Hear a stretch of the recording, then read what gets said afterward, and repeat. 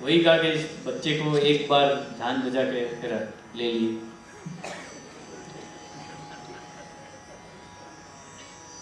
तो देखो, अब गोपी कह रही है भ्रमर को, अब अन्यापदेश न्याय कैसे होता है, बड़ी प्यारी बात है समझने की। चंदन जी जरा बाद में करो।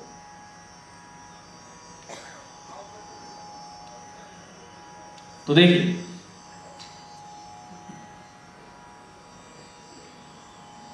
मधु शब्द का अर्थ होता है मधु को पीने वाला।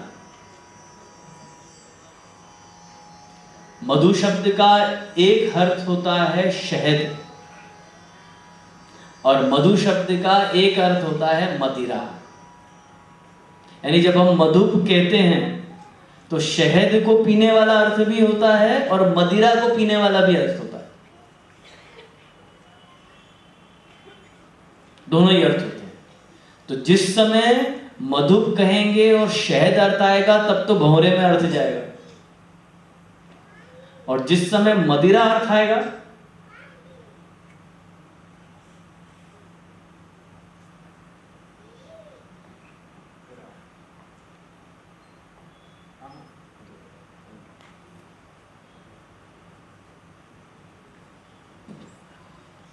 मैं लालन ने कहा कि भाई ये पद न लेके ये पद लेना, इसमें मैं ढंग से बजा पाऊंगा। कोई बात, जरूर आप जो है वो कीर्तनों में अच्छी तरह झांझ बजाओ, ये हमारा हेतु है, चाहे कोई भी कीर्तन हो। क्यों भाई, ठीक है ना? और कोई भी घबराने की बात नहीं है, ये सब अपने ही वैष्णव हैं, और आप जो भी बजाओगे आपको जो है उत्साहवर्धन आपका करेंगे, तालियां बजा बजा के। तो अब मुझे ऐसा लगता है कि मुझको सुनने से अधिक आपको अब लालन को सुनने की इच्छा हो गई है, ऐसा तो नहीं है ना भाई? देखो, मैं थोड़ी सी अच्छी एक बात आपको बताने जा रहा हूँ कि मधु शब्द का अर्थ क्या होता है। मधु शब्द का एक अर्थ होता है शहद और एक अर्थ होता है मदिरा। तो बात भ्रमर पे भी जाएगी और बात जो है वो यादवों पे भी जाएगी, यानी उद्धव जी पर भी जाएगी। दोनों को इनडायरेक्टली गोपी कह रही है मधु शब्द से। अरे मधु को पीने वाले, वो बच्चन जी की कविता है ना, मधुशाला। एक बरस में एक बार ही जलती होली की ज्वाला, और मंदिर मस्जिद भेद बनाते बेल कराती मधुशाला। मधुशाला कविता है। तो मधु का अर्थ मदिरा भी होता है। तो कि भ्रमरो मधुपो भवति तथापि अन्यार्थे भी शक्तः, यानी मधु शब्द का एक अर्थ मदिरा पीने वाला भी होता है। और जब वो मदिरा पीने वाला अर्थ जब आएगा तभी निंदा वाला अर्थ आएगा। क्यों? क्योंकि यादवाः सर्वे पानरताः, ये जितने भी यादव हैं ये सब मदिरा पीने वाले होते हैं।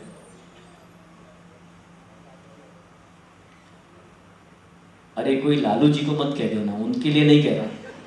यादव मतलब वो, ये द्वारका में जो वो मूसल से जो लड़ाई वगैरह हुई थी, भगवान कृष्ण के जो संबंधी थे वृष्णि यादव, उनकी बात हो रही।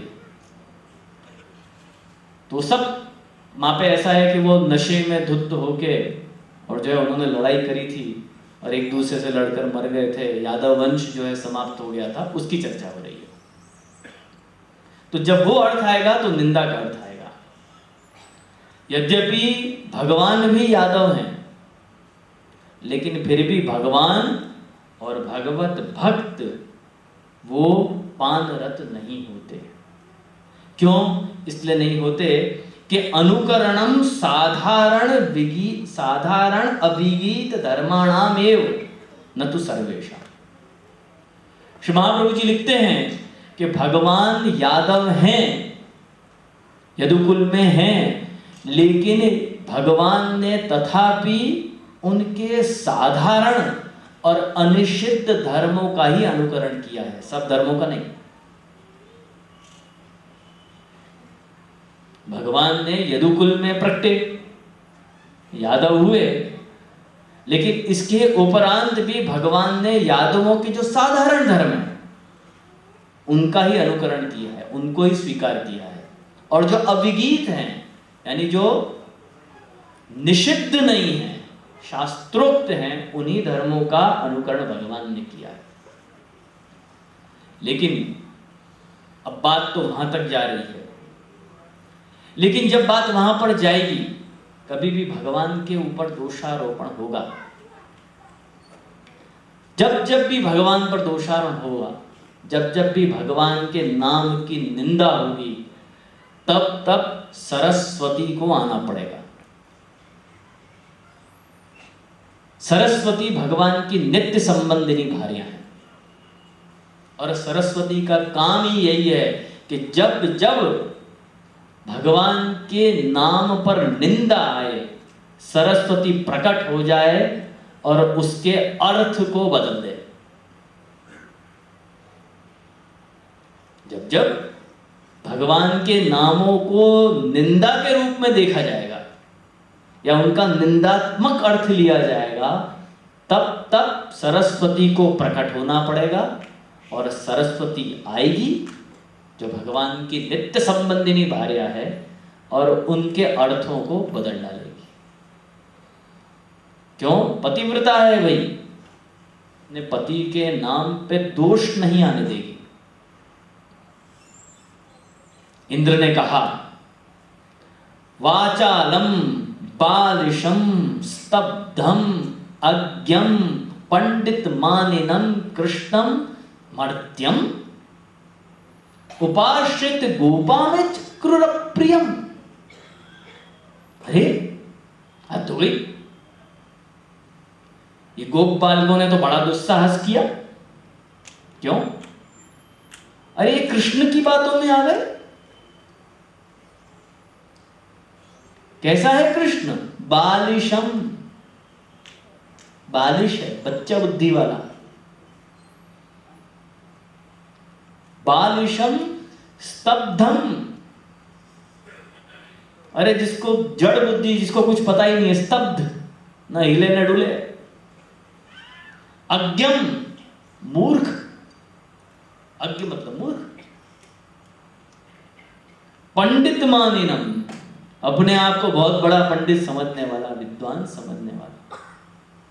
मर्त्य कृष्णम, अरे इसके बहकावे में आके इन गोप बालकों ने मेरा विरोध कर दिया, बड़ा दुस्साहस किया। इंद्र ने कहा भगवान की। अब भगवान की कितने शब्दों में निंदा हुई? बालिशम, बच्चा बुद्धि वाला। स्तब्धम, जड़ बुद्धि वाला।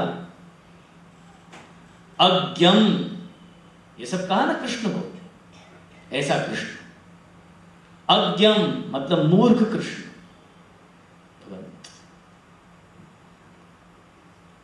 अब क्या है, व्याख्यान में थोड़ा सा प्रभु क्षमा करें।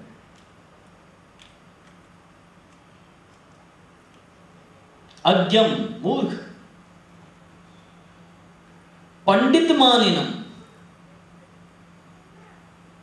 पंडित को, पंडित अपने आप को पंडित मानने वाला है, ऐसे कृष्ण की बातों में आके इन गोप बालकों ने मेरे विरुद्ध काम किया। अब जहां भगवान के नाम की निंदा आई, नित्य संबंधिनी भार्या सरस्वती जो विद्या की देवी हैं वो प्रकट हुई। प्रकट होते ही इन सारे नामों के अर्थों को बदल दिया। पहला वाचालम,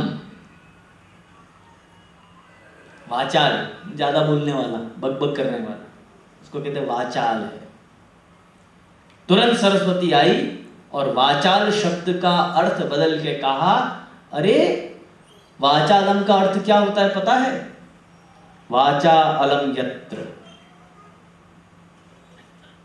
जहां पे वाणी बस कर जाए, जिसके लिए कि जिसका गुणानुवाद हो ही नहीं सकता, वाणी की गति से भी जो बाहर की वस्तु है उसको कहते हैं वाचालम।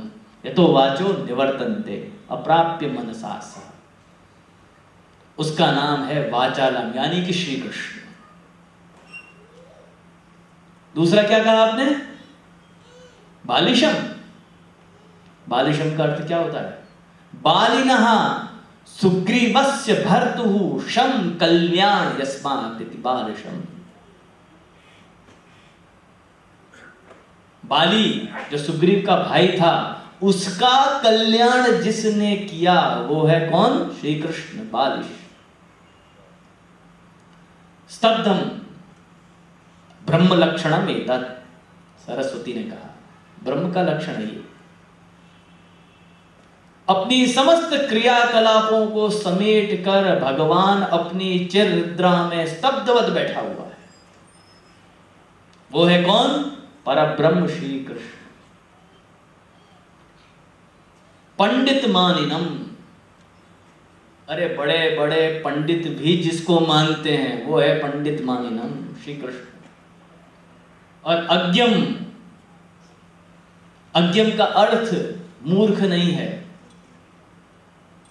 अज्ञम जिससे अधिक कोई नहीं जानता वो है अज्ञ, यानी कि श्री कृष्ण। सारे अर्थ को पलट,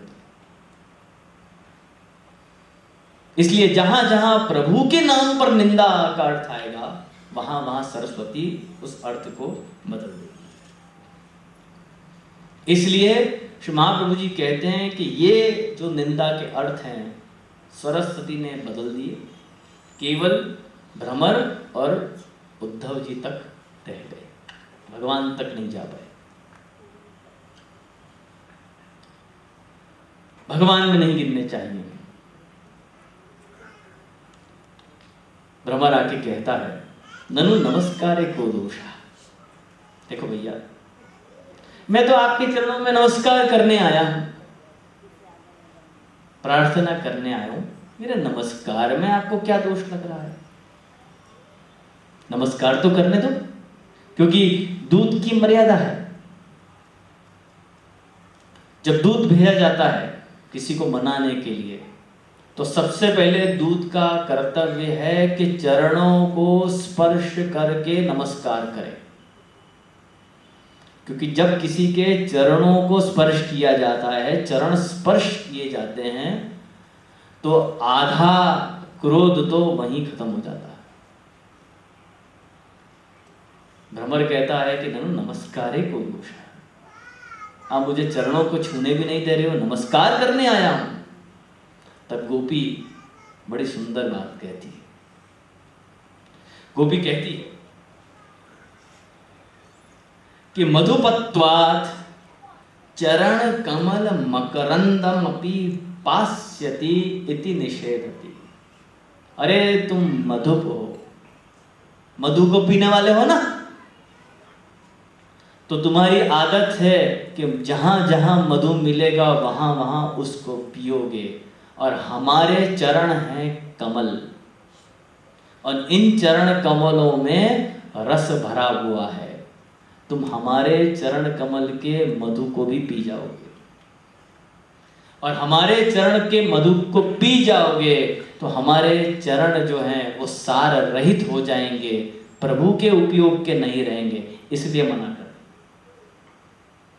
दूर हटो। और दूसरी बात यह है कि मधु मादकंच यह पिबती सनस्पृश्यो भवति।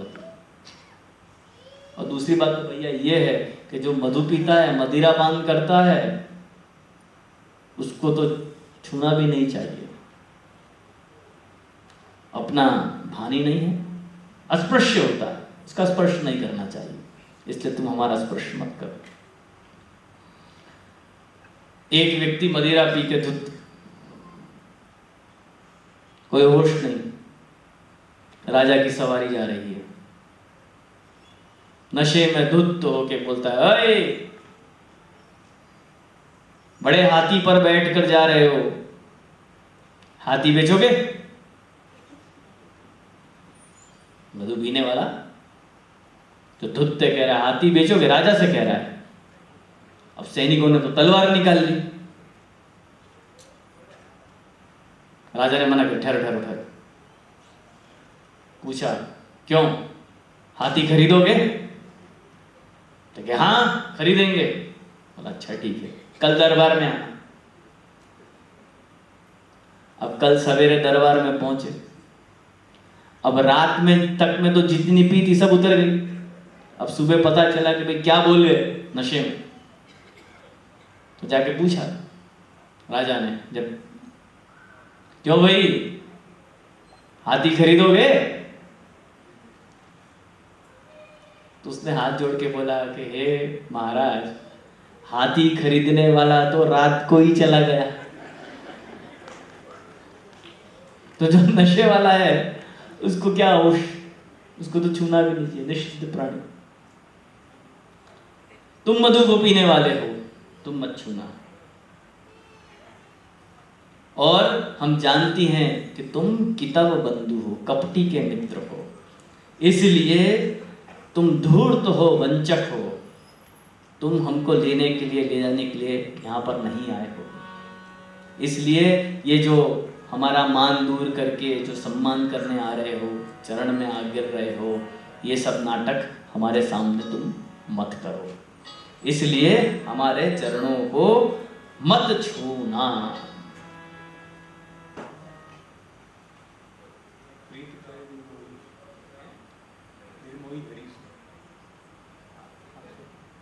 आप लोग आप ले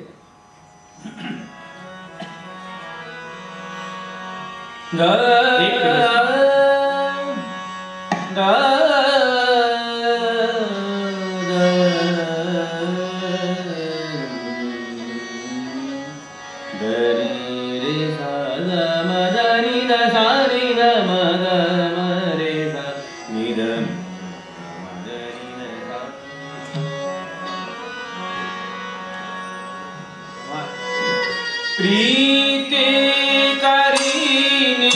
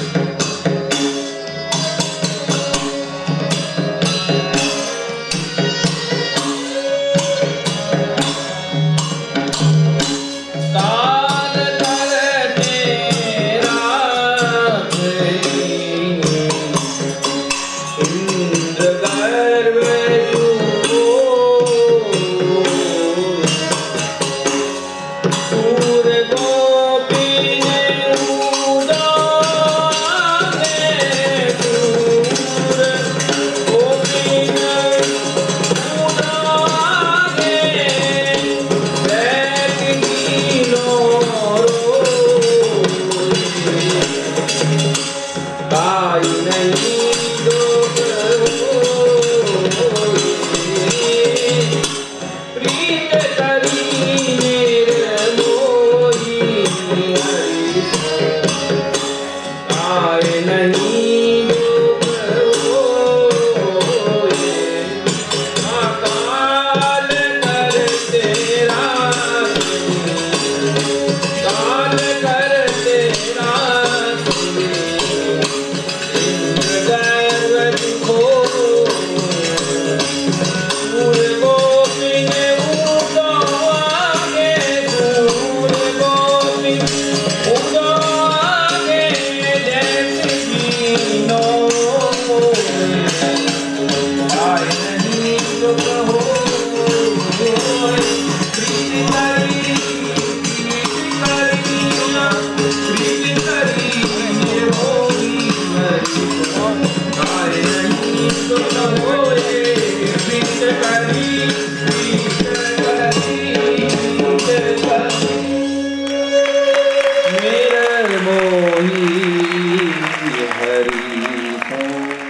सभा का समापन करेंगे हम।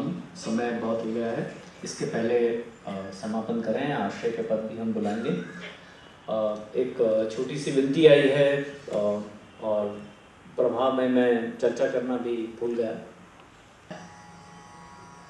और दोष देने लगी भ्रमर को श्री आचार्यचरण कहते हैं तत्रापि व्याजेन अन्यापदेशेन। भगवान को सीधे सीधे नहीं दे रही है, अब वो भ्रमर को दे रही है। बात जा रही है भगवान पे, कह रही है भ्रमर को, लेकिन उसका जो बात का जो फल है, परिणाम है, वो भगवान पे जा रहा है। सीधे सीधे नहीं कह रही, भ्रमर के माध्यम से कह रही है। इसको अन्यापदेश कहते हैं, अन्योक्ति विलास, कि जहां कहने को कोई और है लेकिन कह किसी और को रहे हैं। अन्य को कहने के द्वारा विलास करना, अन्योक्ति विलास। जैसे उदाहरण से समझाओ, कोई विद्वान थे, धर्म कर्म से दूर हो गए, विद्या से दूर हो गए, प्रमाद करने लगे। एक सरोवर के पास बैठे थे, उस सरोवर में कोई हंस तैर रहे थे। तो किसी को कहना था कि भाई अपने अध्ययन में, अपने धर्म कर्म में प्रमाद मत करो, ये बात कहनी है। तो वो विद्वान को नहीं कह रहा, उस हंस को कह रहा है। हंस के बारे में ऐसी किंवदंती है कि हंस को नीर और क्षीर का विवेक होता है, ऐसी किंवदंती है शास्त्रों में। ऐसा कहते हैं कि हंस क्षीर में से नीर को अलग कर देता है। वो हंस को कह रहा है, रे हंस, नीर क्षीर विवेके, नीर क्षीर विवेके हंसालस्यम त्वमेव तनुषे चेत विश्वस्मिन् अधुना कुल व्रतम पालयिष्यति कहा। अरे हंस, जो तुम्हारा स्वभाव है नीर और क्षीर का विवेक करना, अरे उसमें यदि तुम ही आलस करने लग गए तो इस विश्व में अपने कुल व्रत का पालन कौन करेगा, किससे अपेक्षा रखे। बात कह रहा है हंस को, जा रही है उस विद्वान पर। अपने धर्म कर्म का पालन करने में, हे ब्राह्मण, हे विद्वान, यदि तुम ही आलस करने लग गए तो कुल व्रत का पालन कौन करेगा भैया बताओ। अन्यापदेश, अन्योक्ति विलास। तो रस संगोपनार्थम, अपने भावों को छुपाने के लिए कि हमारे भाव कहीं प्रकट नहीं हो जाए, गोपी अन्योक्ति विलास से और वापस से कठोर वचन प्रभु को कहती है। ये बड़ा सुंदर एक प्रकरण आता है, प्रसंग आता है कुमार संभव, महाकवि कालिदास रचित कुमार संभव में शिवजी विवाह के लिए जा रहे हैं। शिवजी बिहाने चले, पालकी उठाए के वो भभूति लगाए। अब शिवजी भाई वो मृग चर्म धारण करने वाले और भभूति लगाने वाले, गले में सर्प धारण करने वाले और हाथ में डमरू, रुद्राक्ष और बड़ी बड़ी जटाएं और बड़े बड़े बाल बिखरे हुए, बैल के ऊपर उल्टे बैठ के विवाह करने जा रहे हैं। कुमार संभव में वर्णन आता है। ये हमारे बंबई में बहुत जगह है, वो हेयर कटिंग सलूनों के नाम जो है वो शंकर केश कर्तनालय होता है। मुझे बड़ी हंसी आती है। अरे बेचारे, जिस व्यक्ति ने जीवन में कभी अपने बाल नहीं कटवाए उसके नाम का शंकर केश कर्तनालय, हद हो गई। हम बाल कटवाने जा रहे हैं, कोई बढ़ाने थोड़ी जा रहे हैं। क्या विचित्रता है। तो ऐसे बड़े बड़े बाल, जटा जूट धारण करके शिव जी तपस्वी व्यक्ति, उनको कह दिया कि भाई आपको विवाह करना है, तो विवाह करने चले।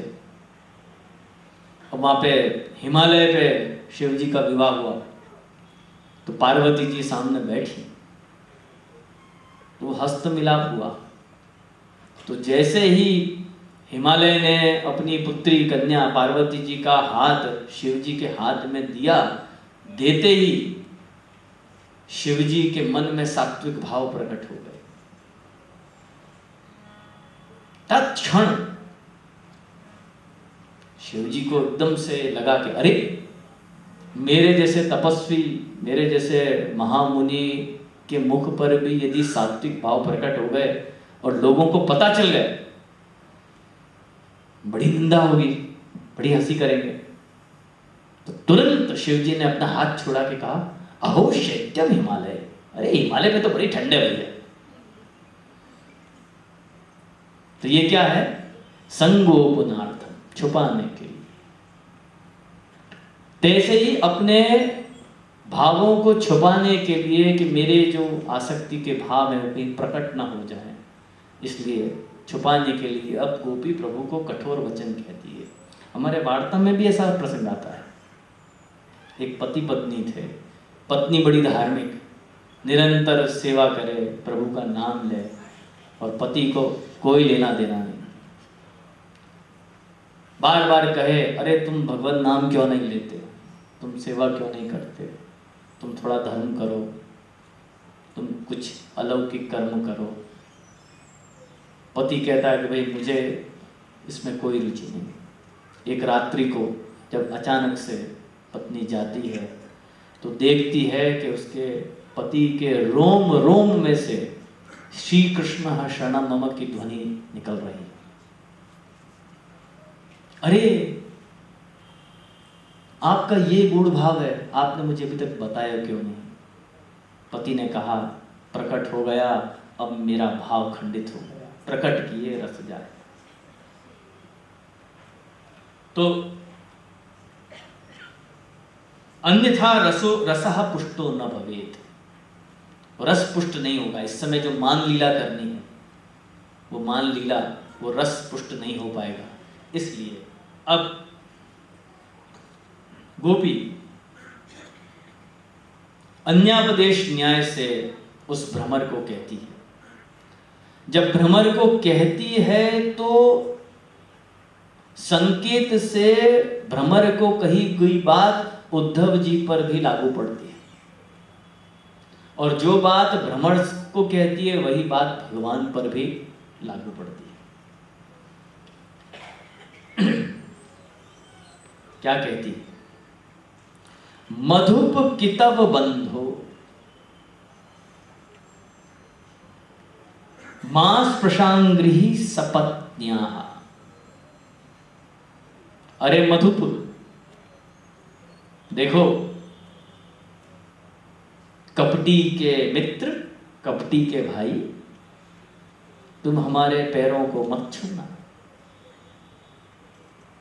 सपत्न्याः कुछ विलुलित माला कुमकुम श्मश्रुभिर्नः।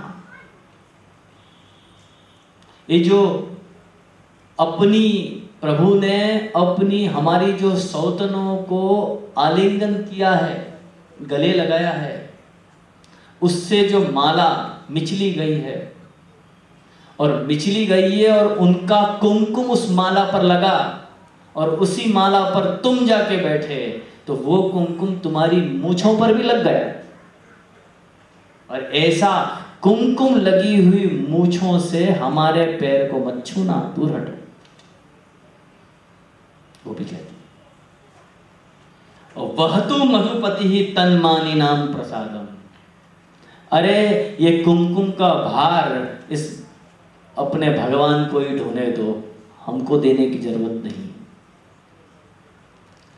वो कैसा है कि यदु सदसी विडम्प्यम, यदु सभा में, यादवों की सभा में उपहास कराने वाला भगवान। पहले के समय में ऐसा होता था कि पहले के समय में स्त्रियां जो है वो कुमकुम लगाया करती थी। तो ऐसे कुमकुम को धारण करके जब प्रभु यादवों की सभा में जाएंगे तो उनका मजाक उड़ेगा, लोग हंसेंगे, तो उनको ही मुबारक, उनके पास ही रहने दो, हमारे पास मत आना, जिसके तुम ऐसे दूत हो। गोपी ने कहा, बड़े कठोर वचन कहे। आचार्यचरण कहते हैं कि भाई गोपिकाओं तो अपने भाव में मग्न हैं, परंतु व्यास जी ने ऐसी भाषा का प्रयोग भगवान के लिए क्यों कर किया?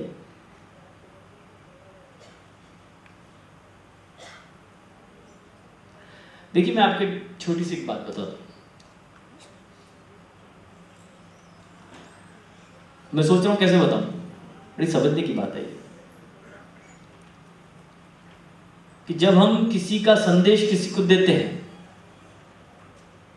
जैसे किसी बड़े आदमी ने किसी दूसरे आदमी के लिए ये संदेश भेजा कि तुम उसको ये बात कह देना और उसको कह देना कि ये काम कर जाए, तो उस बड़े आदमी के लिए वो व्यक्ति तो छोटा है, लेकिन हमको जो संदेश दिया हमारे लिए फिर भी वो बड़ा है। यदि तो हम कैसे कहेंगे? उसने क्या कहा कि भाई तू मार्केट जाना और इस चीज को लेकर आ जाना, तो हम ये थोड़ी कहेंगे कि भाई उन्होंने आपके लिए ये कहा कि भाई तू मार्केट चले जाना और ये ले आना, ऐसा थोड़ी कहेंगे। हमारे लिए तो बड़े हैं वो, तो हमको कैसे कहना होगा? उन्होंने आपके लिए ये कहा है कि आप मार्केट चले जाना और ये वस्तु ले आइएगा। भाषा होती है। जो तू तड़क वो उनके लिए कह रहे हैं, वो हम उनके लिए नहीं कह सकते। ये बातचीत की, व्यवहार की थोड़ी मर्यादा होती है जिसका ध्यान रखना चाहिए। हमको तो आप कह के संबोधित करना पड़ेगा। तो गोपी प्रेम की ध्वजा मान लिया, उत्कृष्ट स्थान पर बैठी हुई है, लेकिन व्यास जी ने भगवान के लिए ऐसे शब्द कैसे लिखे? क्या भगवान की मर्यादा का ध्यान उनको नहीं आया? तो आचार्यचरण यहां पे लिखते हैं कि व्यास जी को समाधि की अवस्था में दोनों प्रकार की भक्ति का अनुभव हुआ है। कौन सी? अनर्थोपशमम साक्षात भक्ति योगम अधोक्षजे। साधन भक्ति का भी अनुभव हुआ है और फलात्मिका भक्ति का भी अनुभव हुआ है। सर्वप्रथम तो व्यास जी को बड़ा असंतोष था,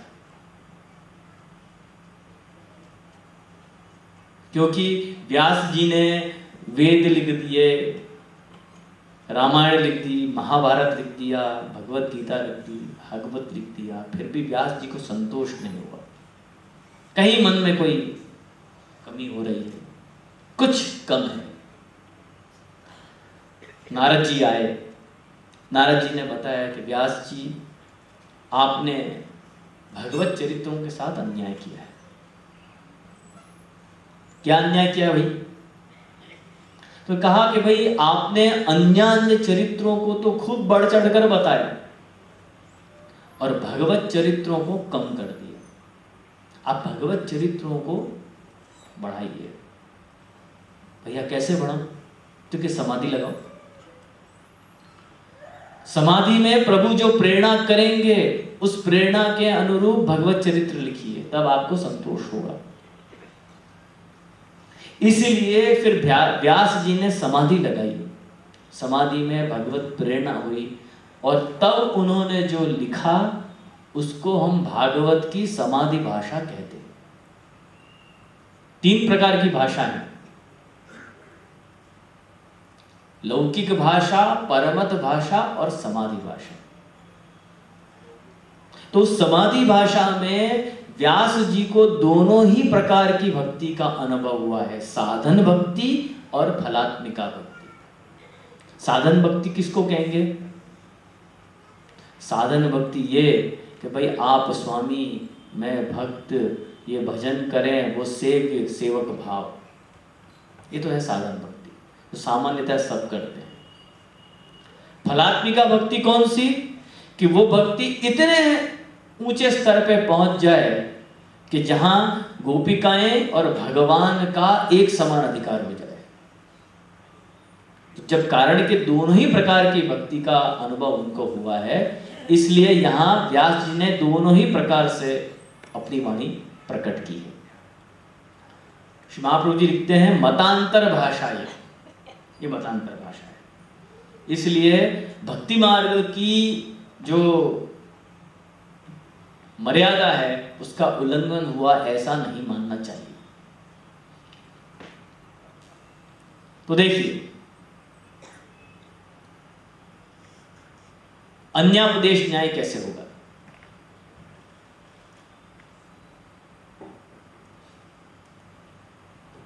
अब वो लालन झांझ नहीं बजाएंगे, अब लालन झांझ नहीं बजाएंगे तो फिर ये माइक में चला जाएगा। क्यों? अभी एक आध कीर्तन तो बाकी है, अंतिम।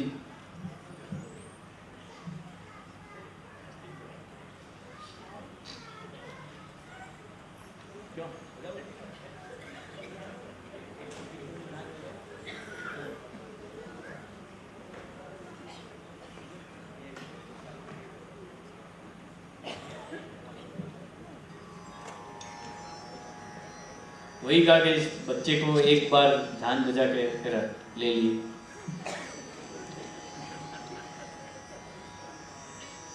तो देखो, अब गोपी कह रही है भ्रमर को, अब अन्यापदेश न्याय कैसे होता है? बड़ी प्यारी बात है समझने की।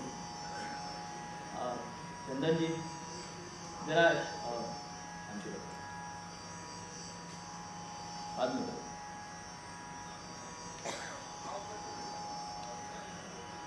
तो देखिए,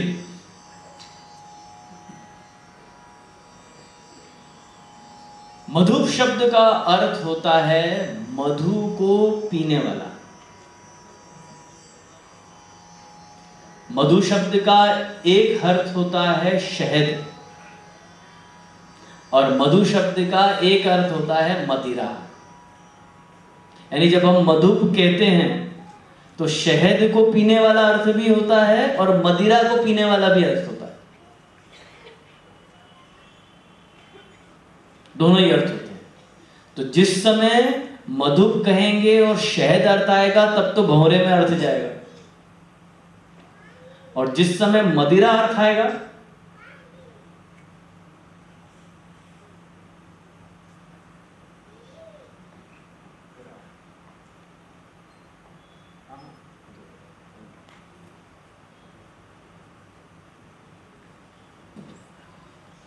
मेरे लालन ने कहा कि भाई ये पद न लेके ये पद लेना, इसमें मैं ढंग से बजा पाऊंगा। कोई बात, जरूर आप जो है वो कीर्तनों में अच्छी तरह झांझ बजाओ, ये हमारा हेतु है, चाहे कोई भी कीर्तन हो। क्यों भाई, ठीक है ना? और कोई भी घबराने की बात नहीं है, ये सब अपने ही वैष्णव हैं, और आप जो भी बजाओगे आपको जो है उत्साहवर्धन आपका करेंगे, तालियां बजा बजा के। तो अब मुझे ऐसा लगता है कि मुझको सुनने से अधिक आपको अब लालन को सुनने की इच्छा हो गई है, ऐसा तो नहीं है ना भाई? देखो, मैं थोड़ी सी अच्छी एक बात आपको बताने जा रहा हूँ कि मधु शब्द का अर्थ क्या होता है। मधु शब्द का एक अर्थ होता है शहद, और एक अर्थ होता है मदिरा। तो बात भ्रमर पे भी जाएगी, और बात जो है वो यादवों पे भी जाएगी, यानी उद्धव जी पर भी जाएगी। दोनों को इनडायरेक्टली गोपी कह रही है मधु शब्द से। अरे मधु को पीने वाले, वो बच्चन जी की कविता है ना, मधुशाला। एक बरस में एक बार ही जलती होली की ज्वाला, और मंदिर मस्जिद भेद बनाते बेल कराती मधुशाला। मधुशाला कविता है। तो मधु का अर्थ मदिरा भी होता है। तो कि भ्रमरो मधुपो भवति तथापि अन्यार्थेपि शक्तः, यानी मधु शब्द का एक अर्थ मदिरा पीने वाला भी होता है। और जब वो मदिरा पीने वाला अर्थ जब आएगा तभी निंदा वाला अर्थ आएगा। क्यों? क्योंकि यादवाः सर्वे पानरताः, ये जितने भी यादव हैं ये सब मदिरा पीने वाले होते हैं।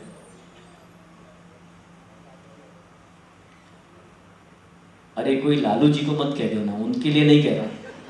यादव मतलब वो, ये द्वारका में जो वो मूसल से जो लड़ाई वगैरह हुई थी, भगवान कृष्ण के जो संबंधी थे वृष्णि यादव, उनकी बात हो रही। तो सब वहां पे ऐसा है कि वो नशे में धुत होके और जो है उन्होंने लड़ाई करी थी और एक दूसरे से लड़कर मर गए थे, यादव वंश जो है समाप्त हो गया था, उसकी चर्चा हो रही है। तो जब वो अर्थ आएगा तो निंदा का अर्थ आएगा। यद्यपि भगवान भी यादव हैं, लेकिन फिर भी भगवान और भगवत भक्त वो पानरत नहीं होते। क्यों इसलिए नहीं होते कि अनुकरणम साधारण अविगीत धर्माणामेव न तो सर्वेशा। श्री महाप्रभु जी लिखते हैं कि भगवान यादव हैं, यदुकुल में हैं, लेकिन भगवान ने तथापि उनके साधारण और अनिषिद्ध धर्मों का ही अनुकरण किया है, सब धर्मों का नहीं। भगवान ने यदुकुल में प्रकटे, यादव हुए, लेकिन इसके उपरांत भी भगवान ने यादवों के जो साधारण धर्म है उनका ही अनुकरण किया है, उनको ही स्वीकार किया है। और जो अविगीत हैं, यानी जो निषिद्ध नहीं है, शास्त्रोक्त हैं, उन्हीं धर्मों का अनुकरण भगवान ने किया है। लेकिन अब बात तो वहां तक जा रही है, लेकिन जब बात वहां पर जाएगी, कभी भी भगवान के ऊपर दोषारोपण होगा। जब जब भी भगवान पर दोषारोपण होगा, जब जब भी भगवान के नाम की निंदा होगी, तब तब सरस्वती को आना पड़ेगा। सरस्वती भगवान की नित्य संबंधिनी भार्या है, और सरस्वती का काम ही यही है कि जब जब भगवान के नाम पर निंदा आए, सरस्वती प्रकट हो जाए और उसके अर्थ को बदल दे। जब जब भगवान के नामों को निंदा के रूप में देखा जाएगा या उनका निंदात्मक अर्थ लिया जाएगा, तब तब सरस्वती को प्रकट होना पड़ेगा, और सरस्वती आएगी जो भगवान की नित्य संबंधिनी भार्या है और उनके अर्थों को बदल डालेगी। क्यों? पतिव्रता है भाई, अपने पति के नाम पे दोष नहीं आने देगी। इंद्र ने कहा वाचालम बालिशम स्तब्धम अज्ञम पंडित मानिनम कृष्णम मर्त्यम उपाश्रित गोपा में क्रूर प्रियम। अरे हद हो गई, ये गोप बालकों ने तो बड़ा दुस्साहस किया। क्यों? अरे ये कृष्ण की बातों में आ गए। कैसा है कृष्ण? बालिशम, बालिश है, बच्चा बुद्धि वाला। बालिशम स्तब्धम, अरे जिसको जड़ बुद्धि, जिसको कुछ पता ही नहीं है, स्तब्ध, न हिले न डुले। अज्ञम, मूर्ख, अज्ञ मतलब मूर्ख। पंडित मानिनम, अपने आप को बहुत बड़ा पंडित समझने वाला, विद्वान समझने वाला। मर्त्य कृष्णम, अरे इसके बहकावे में आके इन गोप बालकों ने मेरा विरोध कर दिया, बड़ा दुस्साहस किया। इंद्र ने कहा भगवान की। अब भगवान की कितने शब्दों में निंदा हुई? बालिशम, बच्चा बुद्धि वाला। स्तब्धम, जड़ बुद्धि वाला। अज्ञम, ये सब कहा ना कृष्ण को, ऐसा कृष्ण। अज्ञम मतलब मूर्ख कृष्ण।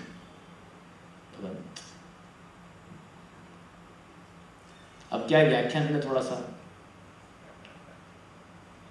प्रभु क्षमा करें।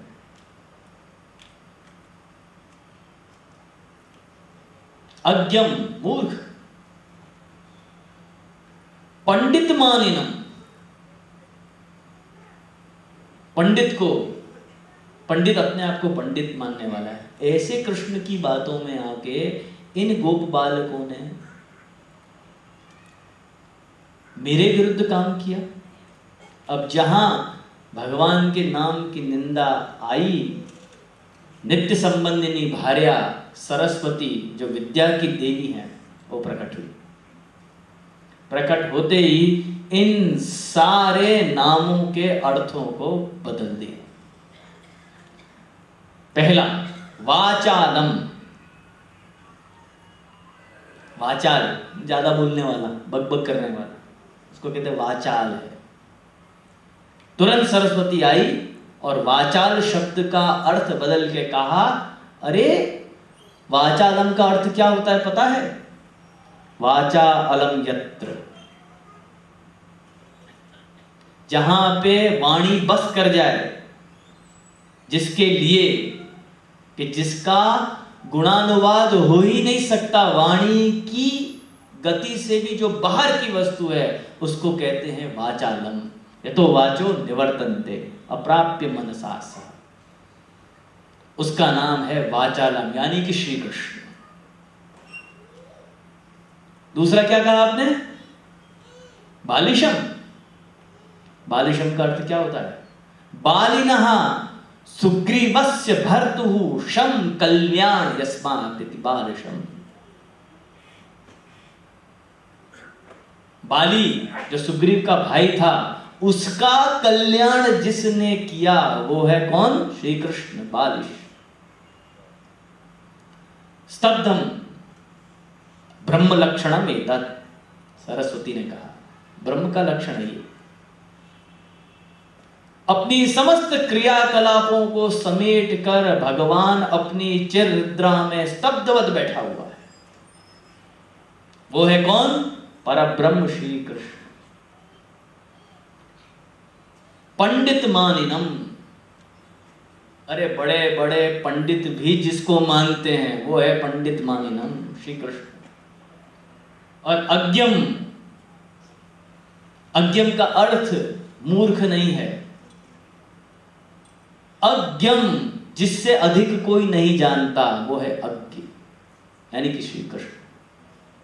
सारे अर्थ को पलट दिया।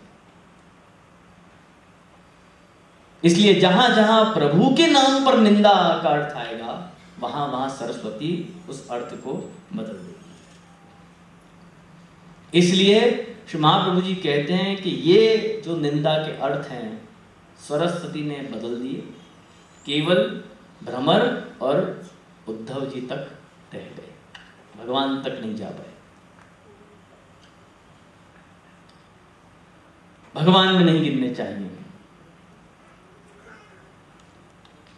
भ्रमर आके कहता है ननु नमस्कारे को दोषा। देखो भैया, मैं तो आपके चरणों में नमस्कार करने आया हूं, प्रार्थना करने आया हूं, मेरे नमस्कार में आपको क्या दोष लग रहा है? नमस्कार तो करने दो, क्योंकि दूध की मर्यादा है। जब दूध भेजा जाता है किसी को मनाने के लिए, तो सबसे पहले दूत का कर्तव्य है कि चरणों को स्पर्श करके नमस्कार करे, क्योंकि जब किसी के चरणों को स्पर्श किया जाता है, चरण स्पर्श किए जाते हैं, तो आधा क्रोध तो वहीं खत्म हो जाता है। भ्रमर कहता है कि ननु नमस्कारे को दोष है, आप मुझे चरणों को छूने भी नहीं दे रहे हो, नमस्कार करने आया हूं। तब गोपी बड़ी सुंदर बात कहती है। गोपी कहती है कि मधुपत्वात् चरण कमल मकरंदम अपि पास्यति इति निषेधति। अरे तुम मधुप हो, मधु को पीने वाले हो ना, तो तुम्हारी आदत है कि जहां जहां मधु मिलेगा वहां वहां उसको पियोगे, और हमारे चरण हैं कमल, और इन चरण कमलों में रस भरा हुआ है, तुम हमारे चरण कमल के मधु को भी पी जाओगे, और हमारे चरण के मधु को पी जाओगे तो हमारे चरण जो हैं वो सार रहित हो जाएंगे, प्रभु के उपयोग के नहीं रहेंगे, इसलिए मना कर, दूर हटो। और दूसरी बात यह है कि मधु मादकंच यह पिबती सनस्पृश्यो भवति। और दूसरी बात तो भैया ये है कि जो मधु पीता है, मदिरा पान करता है, उसको तो छूना भी नहीं चाहिए, अपना भान ही नहीं है, अस्पृश्य होता है, उसका स्पर्श नहीं करना चाहिए, इसलिए तुम हमारा स्पर्श मत करो। एक व्यक्ति मदिरा पी के धुत, कोई होश नहीं, राजा की सवारी जा रही है, नशे में धुत होके बोलता है, अरे बड़े हाथी पर बैठकर जा रहे हो, हाथी बेचोगे? मधु पीने वाला तो धुत कह रहा है हाथी बेचोगे, राजा से कह रहा है। अब सैनिकों ने तो तलवार निकाल ली, राजा ने मना कर, ठहरो ठहरो ठहरो। पूछा क्यों, हाथी खरीदोगे? तो क्या हाँ खरीदेंगे। बोला अच्छा ठीक है, कल दरबार में आना। अब कल सवेरे दरबार में पहुंचे, अब रात में तक में तो जितनी पी थी सब उतर गई। अब सुबह पता चला कि भाई क्या बोले नशे में, तो जाके पूछा राजा ने, जब क्यों भाई हाथी खरीदोगे?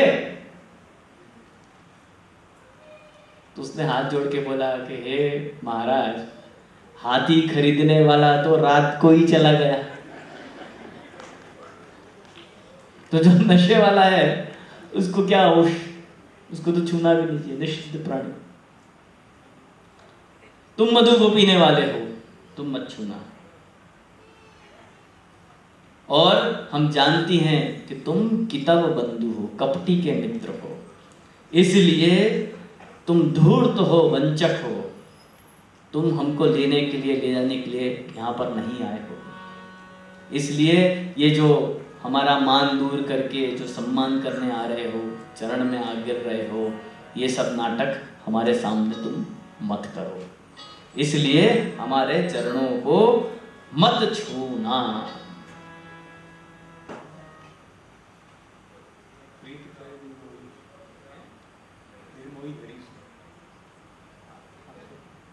आप लोग आप ले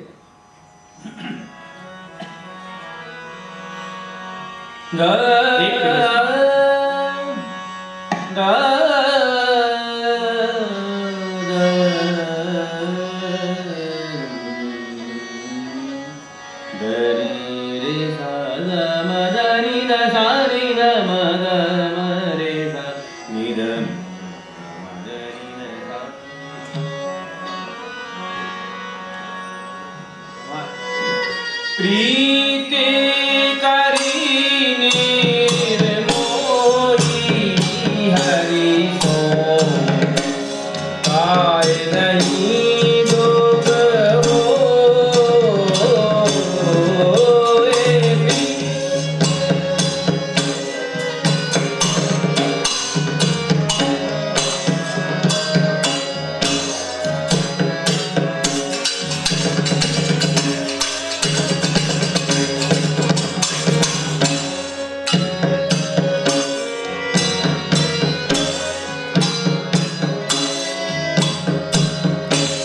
कपट की करी प्रीत कपटी कपट की करी प्रीत कपटी ले गयो मन मोह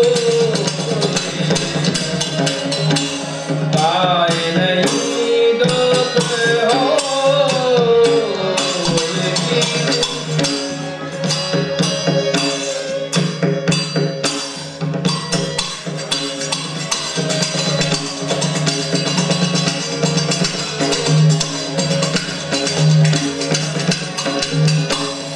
सींचियाल मजीज जैसे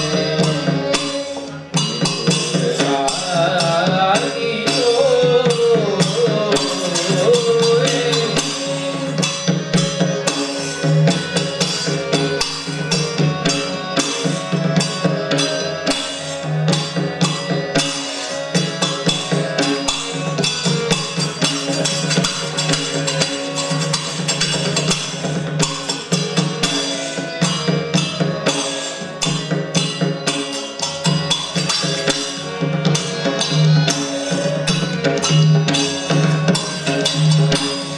हमरे मन की सोई जाने, हमरे मन की सोई जाने, जाएगी तो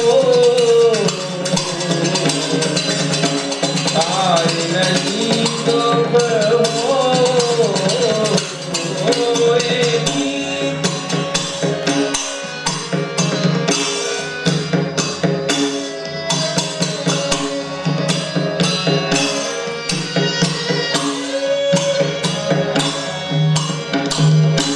काल करते रात इंद्र गर्भ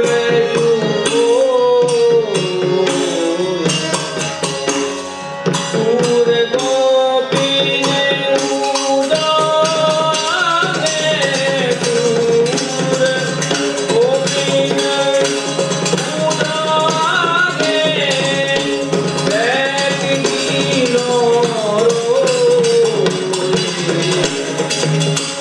पाई नहीं दुख होए।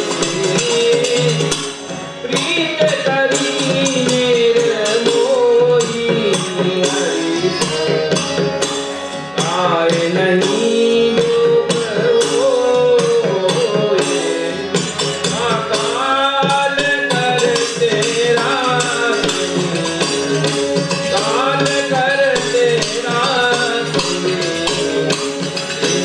गर्व को सूर गोपी ने उदाने, सूर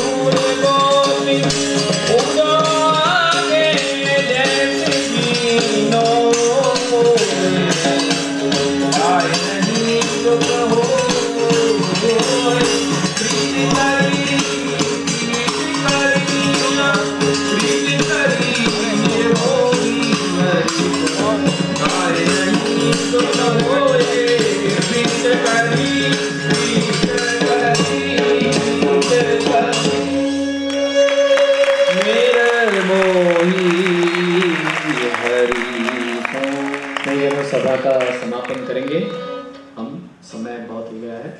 इसके पहले समापन करें, आश्रय के पद भी हम बुलाएंगे। एक छोटी सी विनती आई है और प्रभाव में मैं चर्चा करना भी भूल गया।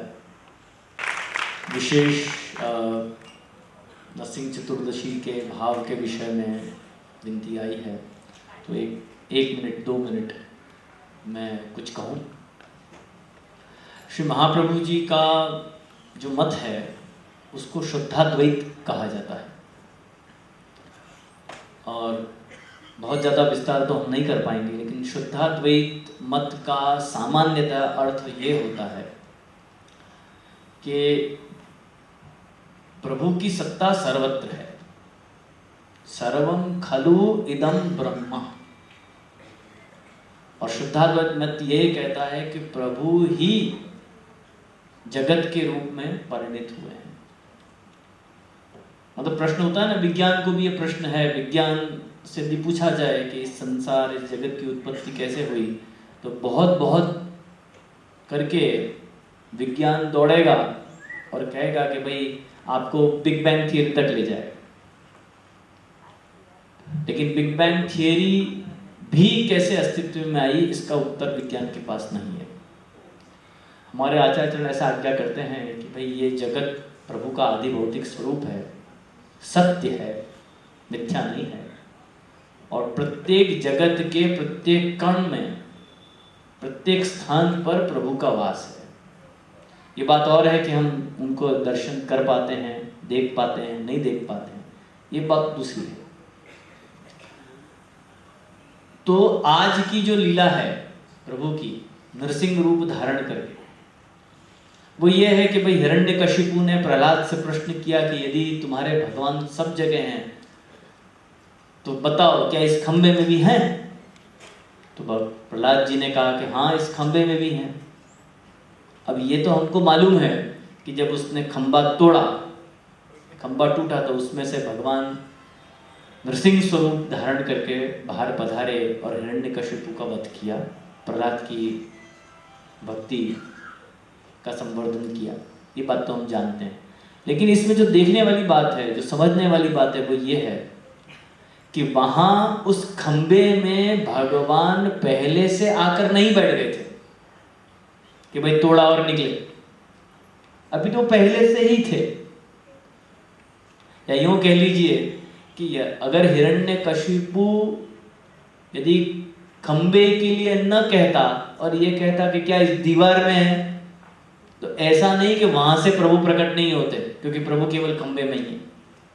अरे प्रभु वहां पर भी है। तो आज की लीला से श्री आचार्य चरणों का शुद्धाद्वैतवाद प्रस्थापित होता है कि जो आप श्री ने बताया कि पूरे जगत के रूप में प्रभु ही अवतरित हुए हैं, सो वाली बात यहाँ सिद्ध होती है। और हमको ये पता चलता है कि प्रभु की सत्ता सर्वत्र है। ये आज की लीला से हमको ज्ञात होता है। इतना कह के मैं यहाँ पर अल्प विराम लेता हूँ, समय बहुत हो गया है। शीघ्रता से आश्रय के पद आप बुलाएंगे और हम सभा का समापन करेंगे। एक विनती, एक सी, अच्छा आरती। प्रहलाद युवारो अपनो जन प्रहलाद युवारो।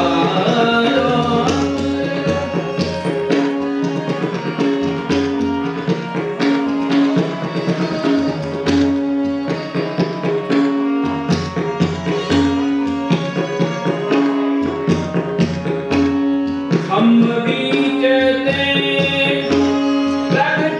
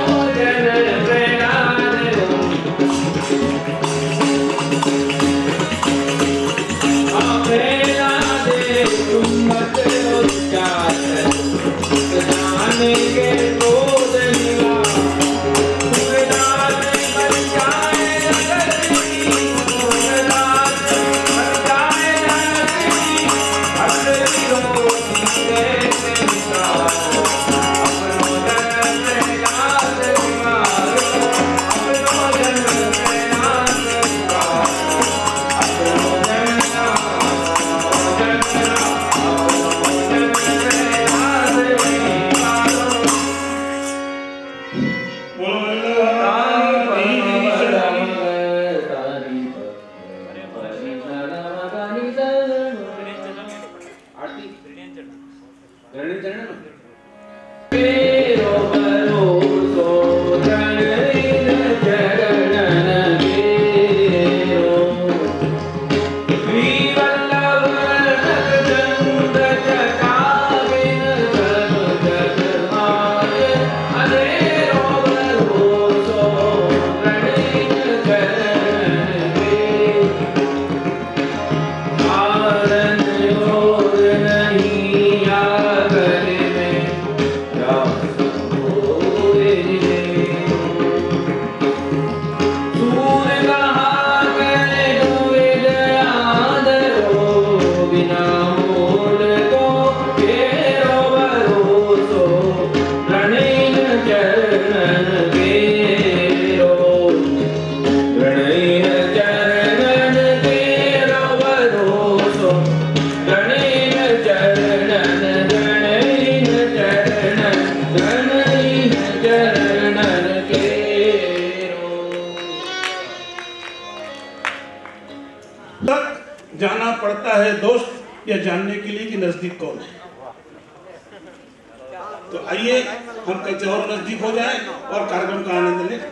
बोलो वल्लभाधीश की जय, आज के आनंद की